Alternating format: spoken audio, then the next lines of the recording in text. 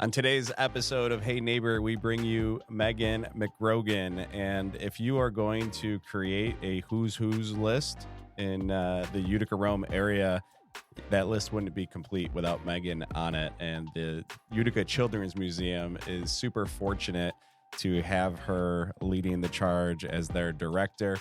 If you've lived in this area for any amount of time, you have a story or memory from the Utica Children's Museum. And you obviously know that when COVID hit, they shut it down a little bit earlier than expected. So it's been about 4 years, and they are just about ready to reopen their new, modern, well-planned, what is sure to be pillar of this community, this new location.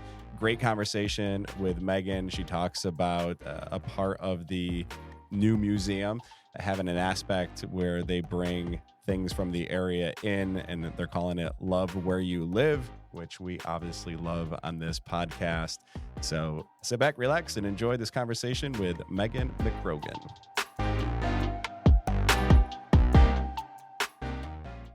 We ask all of our guests to complete a questionnaire Meghan sent us for fun.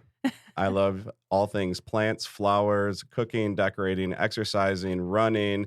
And you also mentioned a family camp at the St. Lawrence, and you have a love for beer. Kelly and I were reading this last night, and we're like, this is the most perfect human. What was my comment? I'm like, this girl is so cool. We share so much in common. Well, I'm glad you guys think so. Yeah. I have a couple fans. Right? Yeah, too, right here. So we're going to spend the next 30 minutes trying to figure out what's wrong with you. Okay. That's All right. That's really why we brought I can you uncover all of that, too. I'm not shy about that either. So you have an extensive background. We'll dive into it, but tell us a little bit about your journey to become the interim director at the Utica Children's Museum. Sure. So I'm area native, born and raised, left the area for college and came back. My first job, as you mentioned, had to do with beer. So I was the marketing and public relations representative for FX Matt Saranac Brewery. Worked there for, almost 8 years, I guess. Oh, wow. I was also a tour guide in college, another fun fact, which was super fun brewery? job. Yeah. All college kids. So that was fun. That's kind of how I got my foot in the door there.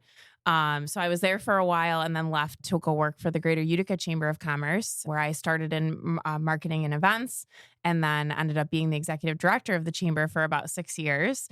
And then left to be an entrepreneur. Worked with my husband with his business, McGrogan Design, did my own consulting, and was the board president for the Children's Museum at the time, and then became interim director. So I've been interim director since January of this year, and it's awesome. And it's such a privilege that I get to work with the team at the museum and ICAN, and certainly an interesting journey to get here. And I have a lot of great experience, which is helping with the role. Yeah. So how have your various career roles and experience shaped your approach to leading the Children's Museum? Well, the Children's Museum on its own is just a great regional asset. Obviously, we've been closed during COVID as we build our new museum. We did have, we're forced to close a little early because of COVID, but, we've been out in the community with our mobile museum. But, the museum itself is just such a regional asset. It was before, and it will be even more now. So really having experience with the chamber and promoting the area and working with all of our area businesses, especially small businesses, really gave me a lot of experience in running and operating my own small businesses, and now transferring that into running the museum, which really is a small business. Yeah. It's a nonprofit, but all nonprofits are businesses. So, it's really given me a ton of experience Probably to be able to bigger do that. than small. And there's Yes. a lot of, legal and loopholes and just things that hoops to jump through. I should Tons say, of with nuances. 501c3s. Yeah. Yep. So let's talk about the new location. It's going to be where? So it's going to be at 106 Memorial Parkway in Utica. So if you're familiar with the zoo, we're right down the street from the zoo. So if you're coming up the parkway from, I guess I'll say like McDonald's, like that little corner Bagel Grove area, if you're coming up the parkway, we're on the right. It was the old Teachers Union, I believe. Oh, yeah. So the building is beautiful. It's a very cool mid-century building that ICAN purchased and renovated. And now it is the ICAN Family Resource Center, and the museum will be on the second floor of that building, as well as an addition. So if you've driven by, there's a rotunda, which you can probably, if you've driven by, that's what you'll notice in the back. So that will be the main entrance to the museum. And then we have the whole second floor. So what are some new features that people can expect? Our generation, we remember the building down, where Taylor and the Cook is. Yeah. Now. Yes. Yep. Awesome building, a little more dated. I'm guessing you're modernizing. Yes, for sure. So honestly, you can expect to see really nothing from the old museum. I know that, kind of gets an awe sometimes from people, because everybody, including myself, grew up just loving the old museum. The new museum will be very interactive. It will have a lot of multimedia features to it. Literally every piece is custom fabricated. I mean, everything down to like a handle on an exhibit is custom cut, custom made. We have a theme throughout the exhibits called Love Where You Live. So we're That's really awesome. bringing in all assets from the region and highlighting what makes our region awesome. And we want to give kids exposure to that at a young age. So really you can expect, very modern exhibits, interactive exhibits, some really fun multimedia pieces to it as well. And we kind of have a joke. We don't know what everybody will expect or what the perception is of a new museum versus the old. It's kind of hard to draw a parallel. They're going to be very different. Yeah, that's exciting. I think Hands-on is super important. Yes. And I remember going to the Children's Museum multiple times, and even teaching. We did field trips there. Mhm. And there wasn't a lot of technology, obviously, Yes. at that time. And hands-on stuff for the kids. Mhm. Like they want to be touching things and doing Yes. things. So that's really exciting. Yeah. There was a tarantula in a snow globe. I don't Oh know. Am my I the only God. one that was like totally freaked out? But yeah, I was probably like third, fourth grade. No spiders. We have no It spiders. wasn't alive. But it was an actual tarantula that they had preserved in a snow Oh. globe, and it caused me a lot of grief as a child. Oh my Yeah, God. there are a few things that Traumatized. might have caused I me just wanted to grief make as a sure. child I there. want to make sure the tarantula isn't making the move. No. A lot of people want to know like what happened to all that stuff. So just to, kind of talk through that a little bit. So everything that comes in the museum is cataloged as an item. So we basically auctioned off all of that stuff, that was there, and other museums either purchase it. So we did give it a home. It just won't be in our new home, Yeah. but everything was carefully, auctioned off or returned to the owner that originally gave it to us. So will the exhibits all stay the same, or will some be changing that Yeah. way you can visit and not see the same thing over and over and over again? Absolutely. So the exhibits themselves, the galleries and the physical exhibits are static. However, we've really put a ton of effort into making sure that they can be evergreen. So that's awesome. certain things will change throughout the year. For instance, our seasons exhibit is a great example. We have a tree in there that'll be a beautiful tree with a projection on it. And even the projection itself will change to really edit the tree based on the season. So it might have snow on it, in the winter. It'll have colorful leaves in the fall. And there's prompts around that tree for children to interact and write little things that they like, about those seasons, or we'll have different questions for them to answer, and then they'll hang it on the tree. That's amazing, because when we have people that visit the area Mm-hmm. that don't get to experience all 4 seasons, for them to see leaves changing or Right. just snow or anything, that's awesome. That's Yeah. really great. So that's one example. Our programming also is something that we're super focused on. So, the exhibits themselves will obviously be there, but our education manager, Malik Johnson, is fantastic. He's on the team with me. And then Kim Newton is our education liaison. They're both former educators. Kim was the former principal at Marcy Elementary, and Malik worked in a local school district. So they're really looking to bring all of those exhibits and galleries to life through programming in our birthday party and multi-purpose rooms. So there'll be different activities and prompts for children and their families and caregivers to enjoy all throughout the year. That's awesome. Let's talk about programs. What is in store as far as different programs? Yeah, so right now we're working through some of that. We're really focused on STEAM programs, related to all of the museum galleries and exhibits. So we're basically trying to bring them to life with different various activities. So you might see different pieces highlighted different times. So to your point, if you come in with your child on a weekend, we'll be running some type of activity that will correspond with a piece of the museum, and that will change. So we're working through, will that change monthly? Will that change quarterly? But you can definitely expect it to change, throughout the year, so it's not boring or you haven't exhausted visiting the museum. We're also doing programming right now for our mobile museum and birthday parties. We're starting to talk about birthday parties and what families can expect. So we will have just your regular rentals, but we will have add-ons if you want to enrich the birthday party experience a little bit more. We're working on that. And then the mobile museum, going out into the community, different STEM activities that the kids can do. We have all the exhibits that if you've seen the mobile out, you've seen, we have the Imagination Playground, we have the Octoblocks. All of these things encourage creativity and interactive play, intergenerational play. So a lot of our programming will really wrap around all of those things. Awesome. You mentioned Malik Johnson. He's your education manager. You also had mentioned that you guys recently attended Association of Children's Museum Conference in Madison. Yes. And you wanted to share some news from there. Yeah. So Malik and I had so much fun out there. The Madison Children's Museum is honestly very similar to our old museum, but more updated. That was really nostalgic feeling to be there in an old building that had a lot of arts and funky things that were brought in from the community. So we're trying to figure out how do we capture a little bit of that while also having our new modern museum, but really just meeting all the different professionals. I mean, this industry is so unique in that everybody's just willing to share. They're like, "Oh, you want my budget? Do you want my job description and my salary?" A little different than the businesses you dealt with the chamber. Right, you're not competing. You're not competing with each other, right? And so that was really neat. It was cool for us to get out there and meet people and kind of understand what the landscape looks like right now. And it's so exciting to see what it looks like because it's not just, you invite families in. It's how do you make their experience really meaningful? How is it a great experience for the child, but also the parent or caregiver? And so we really walked away just feeling like, wow, we have so much to bring back and we're not even open yet. So we're just very excited about the things that we learned there too. Well, so opening must be a huge undertaking. What goes into preparing it to be open? Yeah, that's the $1.8 million question. Yeah. Right? Which is not Meghan's salary. But. No, it's not my salary. Oh my God, no. No, that was our original our capital campaign goal that we needed to raise.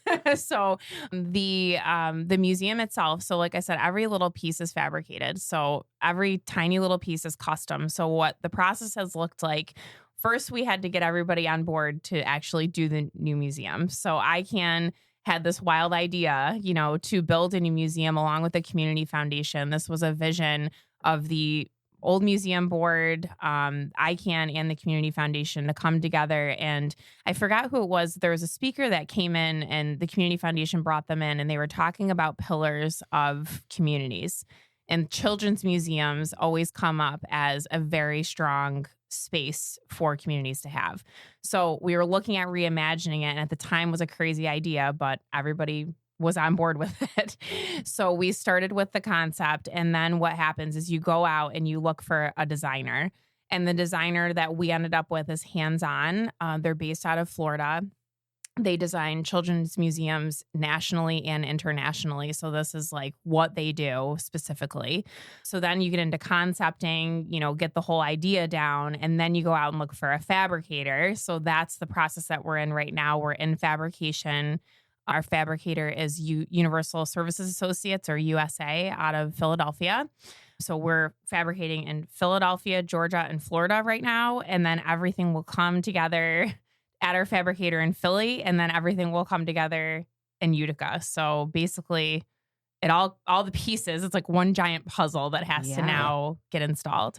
we can dive deeper into the logistics. But Kelly and I went to college at St. John Fisher in Rochester. Nice. And the Strong Museum is obviously a huge pillar in that city. And actually, Nicole, the most in Syracuse, too. It's huge. That is a huge draw for families. That just went out there with a friend of hers and their child and spent the weekend. So do you see this becoming a destination stop for people outside of the area? Absolutely. You know, those institutions are huge. I mean, Strong, I think, is the biggest in the country. And a lot of people don't know that. It's only 2 hours away. Right. And that is awesome. And we've been there and experienced that. I mean, we will be like a very small version of that. So just to put it in perspective, our second floor space is 10,000 square feet and the Rotunda addition is 4,000 square feet. So we're 14,000 total.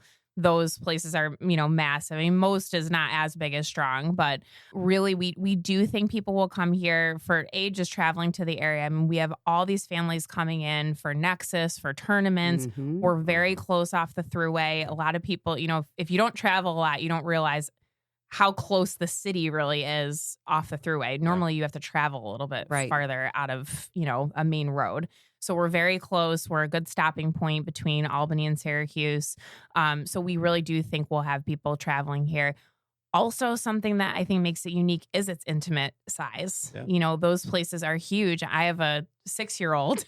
Going to Strong was pretty stressful. Right. You know, I mean, they can escape into a million spots. You know, this will be very, you know, manageable, I think, as a parent, especially if you're a parent that has had trauma or have anxiety about losing your kid. Which is every parent really, but some have some other more serious experiences. So, you know, we really the way we're positioned, even our entrance and exit, you know, on the main floor, if you're there there's only one entrance and exit to get in and out. So it'll be a manageable size. And I think people will appreciate the intimacy of it. That's a great point because school buildings, everything has become so secure now and because of that reason that you need to keep your eyes on your child at all times. So how has the community responded to the upcoming opening? Oh, they're so excited. I mean, we're actually talking right now about what the opening will look like because of the excitement. You know, we really want to make sure everybody has a really enjoyable experience when they come for the first time. So we're just kind of talking about what will that even look like? We can't just like open the doors one day and say, oh, we're open. Because like I said, we only have so much space. So we want to make sure that, you know, families have an enjoyable time when they come. So we're talking about what that looks like how many, what's your capacity? Like, do you need to make a reservation to come and visit, or field trips? Like, I'm sure schools are going to be super excited. Yes. I mean, we get our website is crazy every day with field trips, birthday parties, you know, things like that. So we will have, it'll be a little bit more of a slow trickle when we do open, and we will have things like time tickets and, you know, just again, I know that might frustrate some people, but we really want to make sure everybody has a good experience. And we don't want you, I mean, God, as a mother, to like pack your kid in the car and like get somewhere and talk it up and like tell your kid like, oh, we're going to, you know, get in the car. We're going to go to this museum. And then you get there and we're like, oops, sorry, we're at capacity right now. We can't let you in. That's just a nightmare. So we're really making sure that we truly set it up so everybody has a great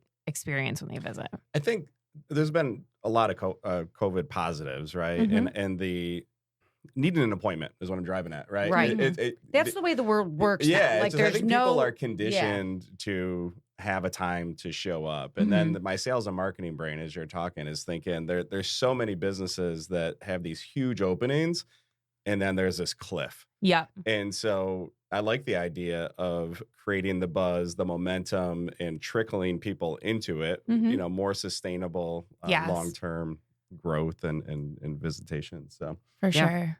Yeah. I know. And people keep asking about birthday parties, and I keep using like the wedding venue analogy. It's like, I don't want you to book your wedding without having the venue built.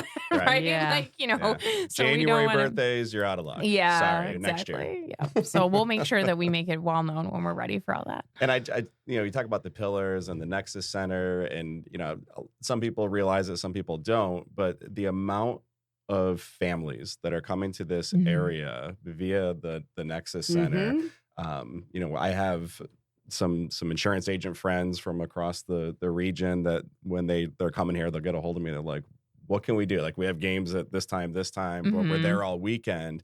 And so it's awesome to be able to piggyback off of that. Yes. And, the old adage when we were kids, great, there's just nothing to do in the area, but there is a ton to do. Oh, and for sure. You're adding to that. Yeah. And it's funny. So when you think of like the average spend time, like the average time somebody will spend in the museum, we have a 3-hour like average dwell time, we call it. But really, if you think about it with that corridor, I mean, you could fill up not only with us, which I think 3 hours is probably, I think kids find things that will occupy them and they might not even get 5 minutes. Yeah. Right. Yeah. Or sometimes the silliest things forever. You know what I mean? So I think people will be able to revisit often. But the other thing is too, we are in that corridor with the zoo, with the Dyson Energy Center. So you really can make an afternoon. Like if you have a child that has a morning game and you have siblings in tow or something like that, I mean, you really can take them and occupy them for the whole day before that night game. If you're a hockey parent, I mean, people know, I mean, they travel all over the place all the time and generally bring the whole family because what else, what are you going to do? You're gone for weekends at a time. So how big is your team ballpark? Like how many people are involved in this project? Oh boy. So it's a loaded question. So our UCM team is, we have 3 people in the office, and then we have part-time play ambassadors with the mobile museum. And then we also do have the support of the ICAN team. So if you think about that whole team, it's quite a bit supporting the museum. We also have our own board of directors. So we have, there's a pretty large team working on this. Once you're open, internships, part-time jobs. Absolutely. Numbers there as well. So we probably ballpark, I mean, I don't know on part-time. We probably will build up to about 4 or 5 full-time positions specifically for the museum. And then we will have internships and things like that. But yeah, part-time floor staff, part-time educators, the play ambassadors right now that are part-time go out with the mobile museum. We're just working on onboarding some of them right now. So we'll always have those flexible part-time positions working with the museum. All right, let's get personal now. So you have a son. Yes. You want to talk a little bit about your experience with that? Sure. So my son is my son, Peter. He's 6 years old. He'll be 7 in a month. Hard to believe.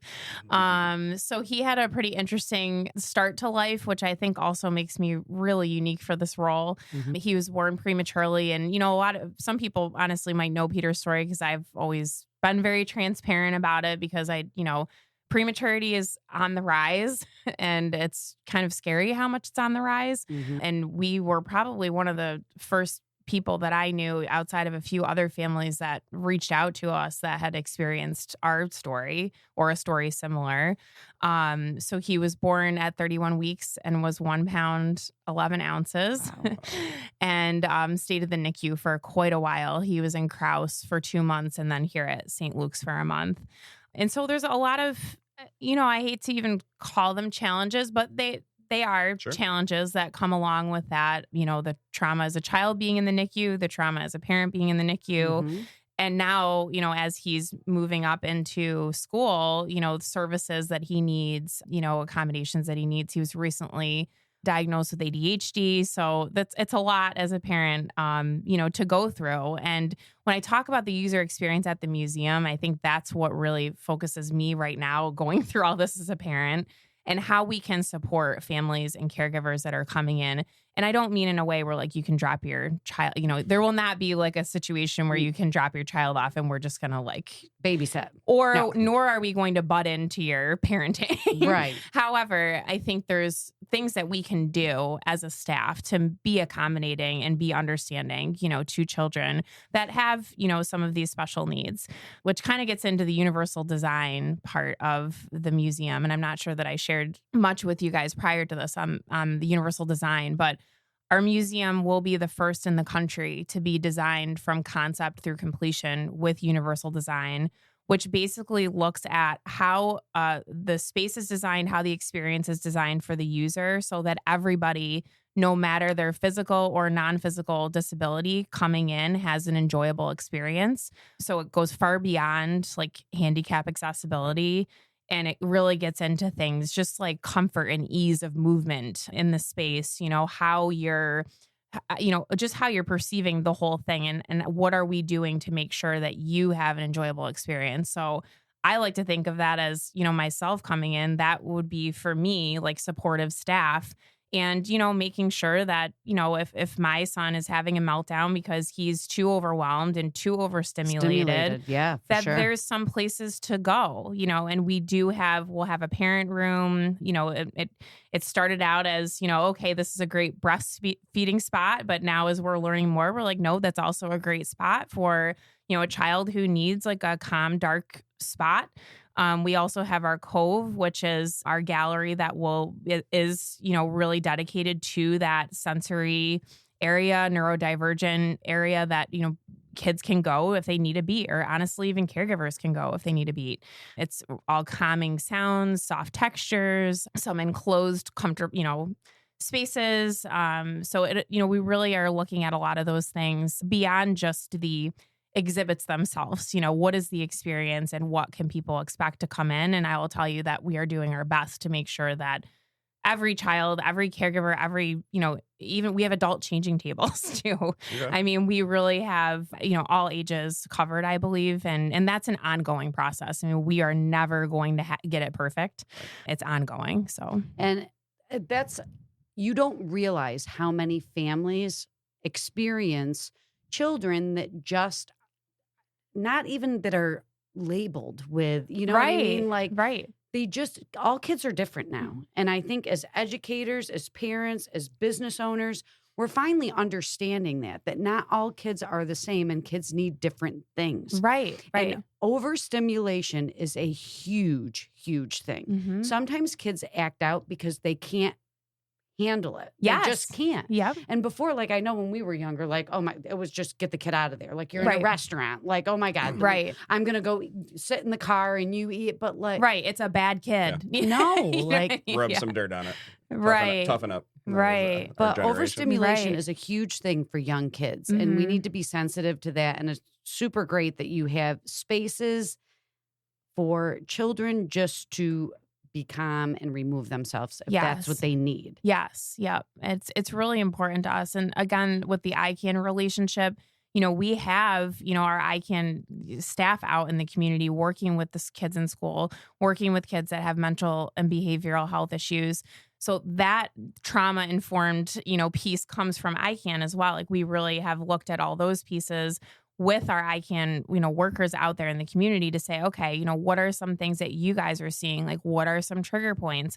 They're trigger points for parents and caregivers too. I mean, so it's not even just every kid has different needs. Every parent has different experiences, and I like to say caregivers all the time because it could be anybody bringing a child to museum, could be grandparent, could be babysitter, could be guardian at the time, and we just want to make sure everybody has a good, comfortable experience. Well, Megan, you've done an awesome job pulling back the curtain and explaining all of this. I mean, the depth and the process that is involved and the different things that you've thought of that I had no idea. Yeah, exactly. I guess my one follow-up to that is we're in this digitally dominated world, and a big part of the kids with overstimulation, and we have 3 kids and we are just as guilty as anyone else, right? Just throw the kid on a device. And for sure. So I am too. Sometimes that's an easy thing to do. So I guess what's that balance at the museum where you want to give the kids the technology and the exposure and what they want, and you don't want to make it boring, but at the same time, you don't want them to just come in and get all the digital distractions as well. Right. I mean, we really don't have, so the screens that we have are really geared towards education through play. So, I mean, they're not super like iPad-ish. Like it's, we don't have like a lot of tablets or anything like that. They're more like, the first one that comes to mind to me is our world music mixer. So the kids will be able to go up to the screen and you'll have, like a one melody, and then you'll have like the bass and percussion, and they'll get to select different, musical instruments from around the world and different musical styles and create their own music from it. And it's so fun. Like, even just looking at the video of them, prototyping it is just so fun. So, I mean, that's an example of a screen that will have, things like that are educational, but also fun, but they also will hopefully get into actual physical movement and dancing and acting, and it's right next to our stage that we have. So, hopefully it's not just the screen. They're not just sitting there watching something. Right. And then, the other pieces too are more about like there's a weather command station where they'll control on a 3D printed city. They'll control things like the temperature, the wind speed, the humidity, and it'll create a weather event that projects down, onto the city. So, I mean, it's not like we're asking them to swipe or, scroll through a lot. So it is. I mean, we're all guilty of it. Myself, and you open in December, so it'll be very helpful for them to get us some sunshine and better weather. Exactly. Yeah, they can be dreaming about my order in now. Yeah, there's like a drought one, so we'll be thinking about that in winter. I love the love where you live piece of this, and obviously we're the Love Living Local podcast, so that fits in very well. Talk to us about why you love living here. Well, let's see. I mean, I did grow up here. Like I said, I was born and raised, but I just truly feel like our region has so many beautiful places to visit, beautiful things to do. I mean, we experience all 4 seasons. Not everybody experiences all 4 seasons. Things like, we are really the epicenter of the state. I mean, you can get anywhere. You can get to major cities within 5 hours, but it takes us generally 10 to 20 minutes to get anywhere around here. I mean, just simple pleasures like that, like getting to work and getting home and being able to then go to a grocery store and run 5 errands and be able to do that after work, just simple pleasures like that. But the amount of things that we have to do, we will obviously be added to that. But I mean, going to hockey games, like it's insane to me that we still have an AHL team here after Rob started that, how many years ago? 10 years ago, I want to say. I mean, and look at what they've done down there with all that. We have our new hospital. I mean, we have the Adirondacks right here. We have the zoo. I mean, how many cities have a zoo in the middle of it too? Yeah. We really have a lot to do. Special events. I mean, look at the brewery. Like, look at the whole area down there. I mean, there's just so many things. And now this will air after the Boilermaker probably, but we're going to have, 30 to 40,000 people coming in for the largest 15K in the country. Like, how many people get to say that? I know, right? Super exciting. Listen, you got me at traffic. Yeah. So we spent 5 years outside of DC in Northern Virginia, and we love the area, but legit, it changes your life. Like there's just certain things that we wanted to do that we're like, we don't want to deal with the traffic. Right. And it is like this is a hidden gem, and in many ways we wanted to grow and expand. We don't want to get too big. Exactly. Right. Because the intimate feeling and the feeling that you get with the close-knit community is because we are so small. Right. It's like you want everybody to know about you, but you don't want you don't want everybody to move here. Yeah, it's like grandkids. They're great because you get them for a little while. And then they get shipped back somewhere else. But then leave. Right. Well, Megan, this has been awesome. We end all of these with our rapid fire 5 questions. Okay. These are meant to be light. Sometimes they get heavy. Jay gives me some stuff about these questions. We go from like dog or cat to, what's your legacy? So I'm trying to keep these a little easy. You want to kick us off? Yeah, I will kick us off. What's the best beer produced at the FX Matt Brewery? Oh, that's a loaded question. I'm going to go with my tried and true, which would be Saranac Black Forest is my favorite. Okay. Yeah. Girl after my heart. I'm a UC girl. I can't help that. I know. My husband would say UC, but I'm going to say Black Forest. After the Boilermaker. I'm a pale ale guy. The blueberry blonde is great too. See, I can see how you have a hard time. I like them all. The only beer, and we really, I don't think we ever even really have made a Rausch beer, like a smoked beer. That's the only type of beer that I cannot do. I can't do the sours. I'm not a sour person either, but anyway. Is Black Forest seasonal or is it? Well, it used to be a staple. Now it's kind of seasonal. They pull it out from time to time. All right, you like to cook. What's your favorite dish? Oh, enchiladas. Okay. Oh. If you could instantly become an expert in any field, what would it be? Oh, that's a tough one. See, that's a bad question, Scott. That's a bad question. It's not rapid fire, and we already know that Megan's perfect. So oh my God! She's an expert. No, I do. And I told you, like my joke is, I'm like a master or jack of all trades, master of none. I guess if I could master one thing, it would be carpentry. Like building stuff from, like I would want to master like building something from the ground up. Master carpenters, look out! She's coming for you. A lot of time spent with business owners, obviously with the chamber, and now you're still doing that in this capacity. What's the best piece of advice you can give a business owner in Central New York? be self-aware, I guess. Okay. You I feel know, like that's a loaded answer. It's hard. I think everybody, they build something and they just expect it to work right away. Yeah.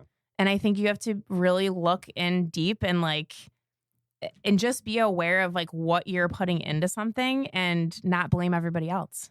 There's a lot of people that start businesses and then blame the failure on everybody else. That's actually good advice for life. Yep. You can only spend 48 hours in central New York. What are you going to do with your time? We'll go to the Children's Museum, of course, in the future. Oh boy, 48 hours. Let's see.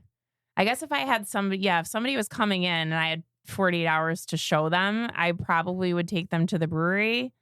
I'd take them to the museum when it's open. I would take them, depending if they had kids, I'd probably take them to the zoo too. And I would probably drive them up Route 28 and just to see the scenic. Yeah. Any restaurants? Oh, that's a loaded question too. That's a tough one. I'm not asking favorite, but if you can give a couple. Oh, I mean, boy. 48 hours, you would have to eat lunch, dinner. Yep.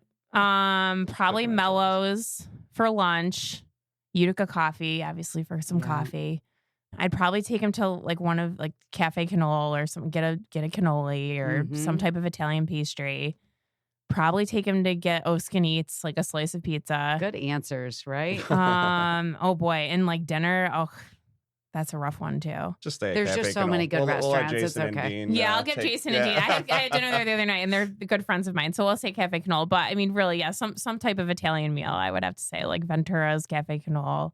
Yeah, Ventura Something like that. Yeah, I'm telling you, too. It's a little. And Willie's Bagels is a favorite. Like I feel like people they're like, oh, nobody has a bagel. Like you can't get a good bagel outside of New York City. I think Willie's is I'm awesome. so excited something stuck there. Right? Yes. That was facility rotating. just Yes, rotating. for sure. And they've done a hell of a job. People love Willie's. Yeah, I mean, basically beer, food, beer, coffee, Italian, and some type of We'll scenery. hang out with you. That's for right. I those told you 48 she's a hours. cool girl. Like I knew we were going to connect. We keep talking about the opening in December. Is there, I know you said there's going to be a kind of a soft, but there's got to be a target date, December. Honestly, it's just December right now. Okay. We have our fabricators are supposed to be out the door by November 30th. Okay. So I'll be transparent about that. That's like the drop dead that they have to walk away. And then obviously we have got to do some testing and things like that. Gotcha. But we will be open to the public in some capacity in December. Yep. And how do people connect with the Utica Children's Museum? So our website is the best spot. You can go uticachildrensmuseum.org. There's everything on there from, if you've never looked at what the exhibits are going to be, I highly encourage you, go on and check it out. I mean, you'll get to see little pieces of them. We walk you through every gallery and, give you some examples of the exhibits on the website. Also, our mobile museum is out and about in the community this summer. Mostly all the visits that we put on the website are free to attend. So you can go check those out on the website too on our calendar. We're on Facebook, Utica Children's Museum. We're Utica Kids Museum on Instagram. So those are the best places to find us. We'll link it all up in the show notes for everyone to connect with you guys. Meghan McGrogan, thank you for your time. This was awesome. Thank you guys. This was great. So fun. Thank you for tuning in to another Love Living Local episode. Before you head out to support all things Central New York, we just have one ask of you. Please help us share the love we have for our community by sharing this podcast with a neighbor of yours. We truly appreciate you. In fact, you are one of the many reasons we love living local.